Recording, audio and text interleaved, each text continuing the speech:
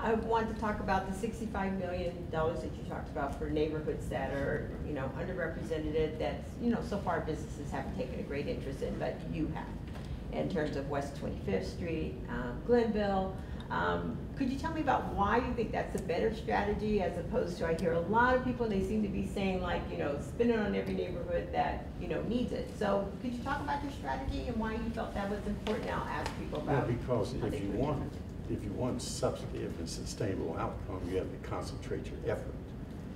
And if you spread it, politically, you could just divide it up 17 ways, and then it would satisfy some people, but you wouldn't get anything as a result of it. If you really want to concentrate and get a substantive, sustainable outcome, then you have to invest in a holistic way. And that includes whether it's housing, commercial, retail, all those kind of things. And that does not count all other public dollars that go into the same area. So as you know, there was a study done to identify what portion of Cleveland would be the greatest beneficiary of that, not only based on need, but potential for being economic engine for Cleveland as a whole, and particularly the east side of Cleveland. And Glenville was identified, particularly 105th and Superior going out from there. And then you look at Buckeye, parts of Fairfax, and when you go on the west side, it's really just north of Metro Health, where they're doing $1 billion investment. So it's a strategic thing. It's not a political thing. It's more about how do you build Cleveland for the future and guarantee that future, and ensure that everyone can be a better participant in the prosperity and quality of life and wealth creation. Mayor Jackson, you've passed your halfway mark. Bill, would you like to opine on that? Yes, I would. You have to look closely at each one of the deals. I say good that we're doing it, but $25 million is borrowed against the public. $40 million is income from the bank, thereby $65 million. That's not how we used to do it. We used to inject cash directly into neighborhoods and get things done. East Side Market, for instance, as a state representative, I brought $1 million in my first 2 years back to my neighborhood or my district for housing rehab, those large houses in Glenville. $750,000 for the East Side Market. Well, how does a Democrat do that? He sits in meetings that most people won't go to. He crosses aisles, does the thing necessary to represent his constituency. I've done that as a state representative, did that as a councilman, and I do that as your mayor. And Representative Patman, you've also crossed that midpoint. Yes, I think that everyone will probably do that as a result of this question. I would ask that you restate the question. Yes. The question is, if you had $65 million and you were mayor, would you spend it the way Mayor Frank Jackson has chosen to do it, which is to concentrate on a few areas that he feels like have potential to rise? Or would you do it in a different manner? How would you resuscitate the neighborhoods that everybody's been talking about when they need it? Well, I think when you talk about investment, you have to go low enough so that those people on the bottom can rise up. If you go too high, it'll be too tall for them to reach. I think it's imperative that we understand how business operates. They don't go into communities that are poor. You can't make profits from poor communities. So you definitely have to inject jobs inside the community to give more money into those communities. Now, when corporations see that people in certain communities have money, then they'll start to make investments. So it's imperative to, I believe, push entrepreneurship. I have my own plan I would like to put on the table called gray markets that would help people from the bottom up come up, which could inject a lot of money. And if businesses know that there's a lot of money in certain areas, certainly they'll flock to those areas. I think it's imperative that we take that $65 million and sort of beautify our communities and start from the bottom up. My gray market idea is just $2.5 million. That could go into providing short-term capital for people who would like to start their own businesses but don't have the money to do so. We can provide short-term capital for those prospective entrepreneurs. Any thoughts on pasture? I think it's interesting if you look at the study that Richie put together. They spent $50,000 in order to get this information. And if you listen to all the ordinances passed, even the mayor speaking about it yesterday, there's still no strategy to actually get anything done, even if it is targeted. I would also say that you can always tell what somebody cares about by the way they spend their money. If I look at your checkbook, for example, I know what you care about.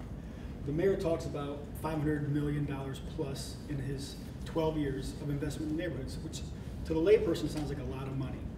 But overall, on a $1.6 billion annual budget, it's 0.5% invested in the neighborhoods. 0.5% invested in the neighborhoods. If the mayor cared about the neighborhoods, the people actually in the neighborhoods, we'd see a hell of a lot more investment than $25 million. This is also a political move, in my opinion. This was earmarked since 2014. He waited 3 years in order to make it so that it was perfectly timed for this election. And here we are talking about it. So what would you do differently? I would have already been focusing on the neighborhoods, and we wouldn't even be talking about the Q deal, for example, had these neighborhoods been actually taken care of for years and years and years. Again, it's not about investing just dollars. It's not about retail strips, about putting a Starbucks on the east side. It's about actually focusing on people, investing in people, right? Building not only CMSD, building adult education programs, focusing and scaling the programs that do work, Seeds of Literacy, these other programs. I would ask the mayor as well, you're talking about all this neighborhood investment, what's your jobs plan? There's no jobs plan. There's no plan to build the workforce. We've got a whole community of East Siders that are untapped, untrained. It's like the greatest resource of any city in the country. Why don't we build the workforce? We can go recruit any company we want in the world now. I don't know if you wanted to speak to that at all. I'll get to it later. I think that it's passed later on. I think 12 years is enough, and I think that we deserve an answer to that question, Mayor, respectfully. I'll get to it. We have enough time. I think I got time on I got minutes on my clock. He does. We're moving on. I'll reserve my time. You reserve your time. I ain't got much. Okay. Yeah, that's, about the deal, again, Brandon? it seems to be too little too late, and that's why we're talking about it. What would I do differently? How would I spend that money? Well, very simply, again, it boils down to leadership and plans, and if you have a plan that's transparent to the public, they understand which direction you're shooting. I'm so pro job training centers. That's what I'm running on. That's what I've created. Edwin's. It's a model that works. I have a plan for building 5 job training centers throughout Cleveland to help in the skilled trades and tech industries. Because what we've realized is, yes, maybe we're number 1 in unemployment of any metropolitan city, yet if you talk to any boss, they'll tell you that they are understaffed, they can't find the right hands to do the job. So it's about creating these training centers to bridge that gap. And so that money invested in 5 different job training centers and incubators throughout Cleveland would definitely stretch through more of the neighborhoods than just the targeted ones that the mayor has chosen. So I believe that's the key to the future. Brendan and everybody else, it's undeniable that Cleveland has come through a really difficult budget for the past 10 years, since 2008, when Detroit defaulted. There hasn't been a lot of money. So when you talk about you would invest in job training centers, yes, you would have done things differently, that money has to come from somewhere. So when you talk about, I would spend the money this way, what are you willing to cut? And put aside the Q deal. Sure. Not yeah, but it's an easy jab to take. I agree. But I mean, get out of this mindset that we live in a nursing home, that we're on some fixed income. The more businesses we attract here, the more money that would be found. 2, working in the philanthropic sector, I have not taken a dime of state or federal money. Outside of the tax exemption that I've taken at Edwin's, because we're a 501c3, not a dime of state or federal money was taken. Why? Because there's individuals in this town who believe in this town. There's businesses who believe in this town, and there's many more throughout the United States that would love to come here if we facilitated that need. And also the philanthropic community. So I can tell you numbers on what it costs to operate Edwin's and how it functions. And we could do the very same thing here. If you're paying $1 for every dollar you have to spend, and you're doing something wrong in business or in government, there's a way to take that down and get outside investments. So you're not spending $1 a dollar, maybe you're spending 10 cents on the dollar and it's being compensated elsewhere. Where would I cut? Well, a couple places. There is a lot of overtime in the budget that I've taken a look at. I've seen that. Combining the Justice Center was a great move that I definitely talked about at the beginning of the campaign. And there's other cuts that we can make, aligning our Health and Human Services Center with the county and start coming up with an individual plan so we're together on this one. There's plenty of cuts in different departments. And we get into fiscal mismanagement all day long, talking about $8.5 million in school loss because they didn't fill out their rebates to the federal government for the tech equipment they got. We talk about plowing runaway. We talk about so many other fiscal areas that were mismanaged, but the money's there. If we have a mindset like you're speaking of, we don't have anything, then we don't have anything. We do have what it takes in Cleveland. It's right here, right now. You have about a minute and 3/4 left. That wasn't a rebuttal? Okay, I'm trying to buy that here. No, that was it. Okay. Definitely. Yep. Okay. Can I answer that very quickly? I don't think that we can cry poor and say that we don't have the budget. I think that we've been out of the recession for almost a decade at this point. It's not about managing a city in decline, it's about eliminating waste and inefficiencies. Every single department, if you look very closely, which I know that you guys have because I've read the articles, almost every department is run efficiently. So this is not a budget problem, this is a spending efficiency and waste problem by our current administration. I have this. But for me, the recession has been used by Mayor Jackson and his people as excuse for what has not happened for 11 years. But I go back to this is what it is approach to government that is more of a caretaker, and the next 4 years we just can't afford that. I really believe that we need a mayor for the next 4 years to be able to go get money, to be able to go to Vegas when it comes to dealing with the retail industry, to go where it's necessary. This mayor doesn't do that. It's ability to get this private sector all in. We have problems in the neighborhood, and the folks who can don't. And I think it's because of leadership is not inspirational. We cannot fix our problem without the private sector. We cannot pay our way out of this with public dollars. But we need leadership at City Hall that shows folks that violence in Mount Pleasant impacts you on 9th Street. And I don't think that happens now. Well, I'd like to make a statement. I agree with the, I'm sorry, I agree with Part of the, your time, go ahead. I agree with the inefficiencies, but local economies do better when local governments run at inefficient levels. You've seen these inefficiencies only after the Great Recession and the housing market crash. So I kind of agree with them, economically speaking. But you could go back to more efficient levels and reappropriate those funds. But I would agree with the inefficiencies thus far. They've kept our economy going so far. All right. We would be. Those two didn't get to answer the question. Yes. Well, my problem is the mayor has no vision. This is what Kinsman Road would look like under a person with vision. So that's the problem. The problem is that that's what Kinsman would look like. Alexander Hamilton. Right now, you say we have no money? Right now, Alexander Hamilton, for 10 years I've been saying we should build a new library out there. You've heard me talk about this comprehensive education campus. Your people have come and done stories on it. And 10 years later, it's grass out there. And what did Ken Johnson say a few weeks ago? We'll cut the grass so our kids can play football out there. But we could have a comprehensive new library out there. We could expand the recreation center, so we have money to expand the recreation center. And the Murtis Taylor would have their footprint for their campus. See, that's vision. See, after 12 years, he's saying he wants more time. In 12 years, look at the record of Mike White. Every neighborhood was prospering after 12 years. Only 4 or 5 neighborhoods were prospering under this 12 years. He has no vision. This right here is a plan that was put in place. It took us 10 years to get a fire station, people, under this administration. When Barack Obama was going to give us the money, he has no vision. This could be what Mount Pleasant could be right now. And then that's when that public-private partnership would kick in, as it is done in Tremont, as it is done in Cam's Corner, as it has done in Detroit Shoreway. It took the public sector to step in first, and then the private sector stepped in.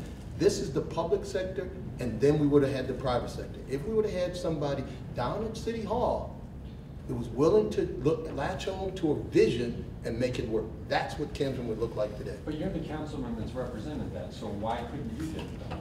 Because under the, now I hope this, because this is important for my minute or whatever, because once again, it was petty politics.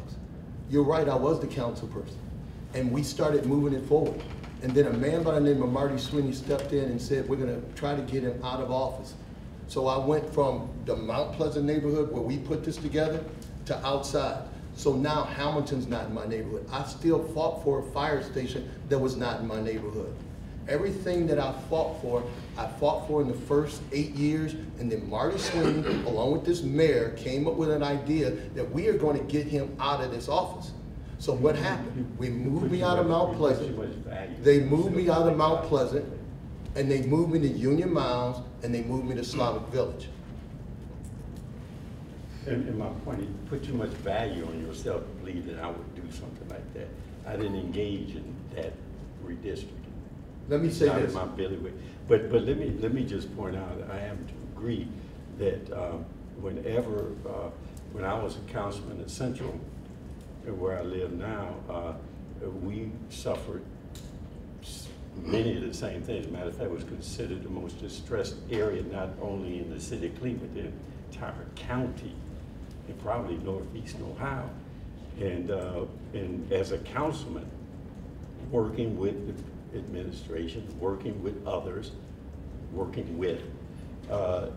were able to make significant hundreds of millions of dollars of investment in new homes and renovation of public housing, retail, infrastructure. We did all of that.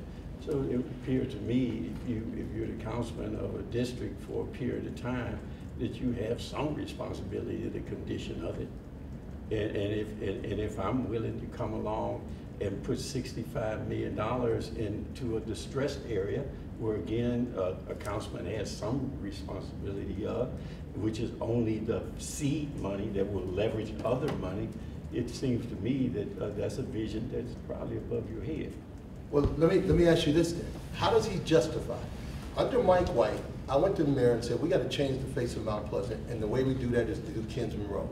Kinsman Road, and I said, we got to put it in concrete. That's the reason Kinsman Road is concrete, because I thought about that 16 years ago, and now look at Kinsman Road today.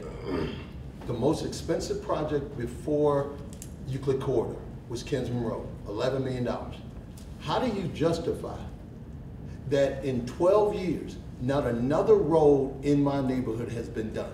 Union, 131st, 116, Miles, and parts of Harvard, because he has no vision. And so you can't blame that on the council person. The council person went to the mayor when he was a freshman council person and said to Mike White, I need to do Kinsman. I've asked this administration to do Union, nothing. I've asked him to do 131st, nothing. I asked him to do Harvard, nothing. I asked him to do Miles, nothing. I asked him to do 116th Street, nothing. I asked him to do Martin Luther King, nothing. In 12 years, but you could pave every street downtown for the RNC, and you can't pave one street for the people in Mount Pleasant, one street for the people in Union Mounds, one street for the people in Slavic Village.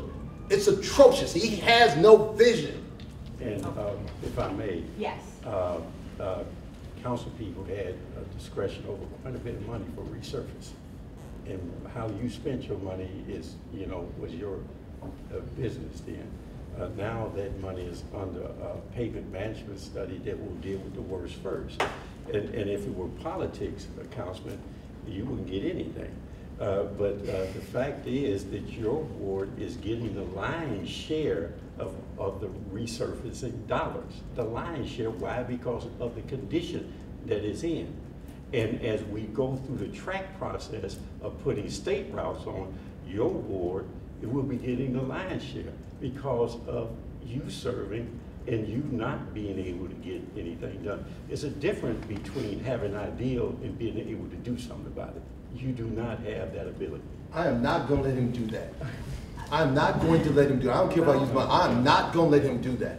Briefly. Briefly. Yes. You know, and everybody that's covered City Hall knows there's a difference between resurfacing money and money to do those major roads. I didn't speak of one resurfacing road. I spoke of major roads where it takes the leadership of City Hall to say we want a partnership with the state government and the federal government. So I'm not going to let him try to tell you that I didn't want to get the money from him. I've done a great job of resurfacing my roads, but he's done a poor piss job of ensuring that the major roads are done. All right, that's it. I'm going to jump in here. Yes. And review timing issues, because with rebuttal time, which I applied to you and to the mayor, you're basically out of time at this point, okay, until closing statements. And what about my time? Mayor, you've got about a minute left. Okay, thank you. Everyone else is kind of in, except for Mr. Kylo, who has not had a chance to yes, answer the question. ample time left. She's gonna get it. Yes. Right now. And I appreciate that time. In the 10 years of being in the private sector before I ran for mayor in 2009, I was able to work with the most successful entrepreneurial minds in our region who know how to produce jobs. And as a licensed Series 7 financial advisor and as a director of business development for a firm working with those bright entrepreneurial minds, it always comes back to return on investment. You just saw a very long exchange of looking back and who's to blame and what have you. I don't really want to get in the midst of that, but as a financial advisor in my past, numbers don't lie. The city of Cleveland have lost tens of thousands of jobs in the private sector over a 10-year time period while City Hall has grown. And I think the issue amongst the citizens is you've got a ratio of public employee to citizen that's one of the worst in the region. And because of that, the citizens of Cleveland are wondering, is City Hall working for me? Whether that's City Council or whether that's the mayor, it could be both. But I do know this, business owners and entrepreneurial minds want access to capital. They want a streamlined process to getting a permit so that can happen way faster than it's happening now. They want an educated workforce with vocational and workforce experience on the tech side that gets them right into the business sector in a very expedited way. And those things aren't happening. And last thing I'll say is, again, it's return on investment. This is the 12th year of his administration. If you look at the billions of dollars that have been allocated over those nearly 12 years, the citizens of Cleveland are wondering, where's the ROI? They're not seeing it, and that's the issue that I'll close with on this, is the citizens aren't seeing it, and I think we just saw a display as to why maybe that's possible.